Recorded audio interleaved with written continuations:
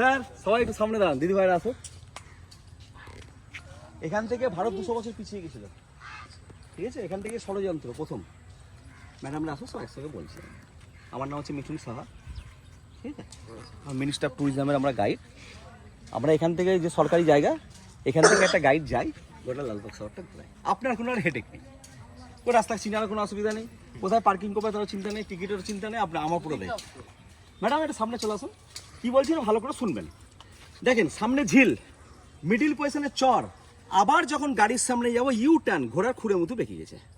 তো ঘসিদি বেগমের হাজব্যান্ডের নাম ছিল নজেস মোহাম্মদ খাঁ।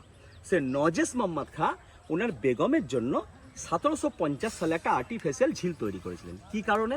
সমুদ্র থেকে ছোট ছোট কলি ঝিনুক এনে এই ঝিলে ছেড়ে দিত, যখন পুষ্ট হতো সেটাকে ফাটিয়ে মতি বের করা হতো।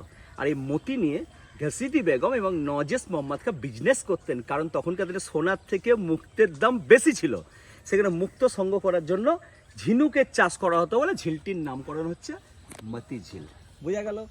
মিডিল পয়সা যে চরটা দেখতে পাচ্ছেন, না ম্যাডাম এখন মাছ চাষ করা হচ্ছে, কারণ এখন তো জলটা লবণাক্ত নেই, কারণ লবণাক্ত না হলে তো মুক্তের চাষ হবে না, তখন আর্টিফিশিয়াল তৈরি করা হয়েছিল। আর মিডিল পজিশনটা হচ্ছিল ঘসিদি বেগম রাজপ্রসাদ, যেটার নাম ছিল সিঙ্গি দালাল প্রসাদ। কিন্তু 1897 সালে ভূমিকম্পে সে রাজপ্রসাদটা ভেঙে যায়।